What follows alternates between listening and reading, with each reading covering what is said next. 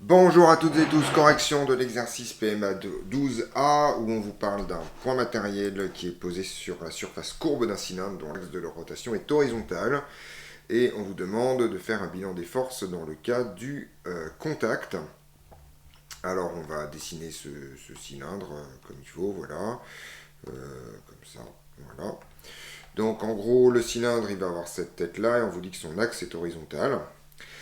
Et votre point il est posé là, quelque part, on ne sait pas trop où, hein. Et on vous dit donc qu'il y a contact, donc il faut faire un bilan des forces. Alors bien entendu, s'il y a horizontalité, c'est-à-dire qu'il y a verticalité, ça veut dire donc qu'il y a un champ gravitationnel pour définir cette verticalité. Donc la première chose qu'on va avoir comme force ici, c'est tout simplement le poids, mg, qui va s'exercer de façon verticale ici, comme ça, voilà. Donc l'axe du cylindre est horizontal, hein, c'est vers nous. Et la deuxième force qu'on va avoir, et la dernière d'ailleurs a priori, ça va être la réaction du support, pardon, qui va être orthogonale au cylindre, voilà comme ça. Et c'est à peu près tout ce qui... Alors on va peut-être avoir une petite discussion sur est-ce que c'est à peu près tout ce qu'il y a. D'accord, donc cette force-là, elle est perpendiculaire au cylindre, comme ça, voilà. Et ça, donc c'est la réaction normale du cylindre.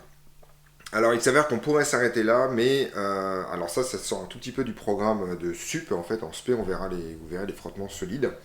Mais il s'avère que cette situation est physiquement impossible parce qu'on voit que sauf si sauf si votre point est ici, d'accord, et bien en fait il est impossible que ces deux forces se compensent, en tout cas que la somme des deux soit nulle puisqu'elles ne sont pas collinaires.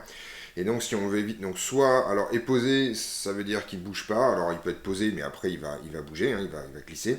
Soit sinon ça veut dire qu'il y a une troisième force qui se promène, qui n'est pas au programme de SUP, qui est les forces de frottement solides, et qu'on verra par contre en deuxième année. Donc si on veut terminer la physique du problème, même si c'est un peu en dehors, en fait, il s'avère qu'il y a probablement une force de frottement ici, force de frottement solide, dans ce sens-là, qui va s'appeler vous appellerez en SP en fait la réaction tangentielle, voilà, RT, qui vient si le support est rugueux et qui va donc empêcher l'ensemble enfin votre point de se casser la gueule dans cette situation-là.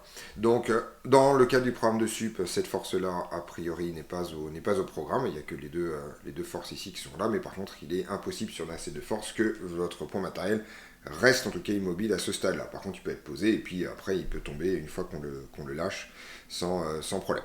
Donc voilà, ceci termine cet exercice et les petits commentaires. On se retrouve dans d'autres vidéos pour d'autres corrections.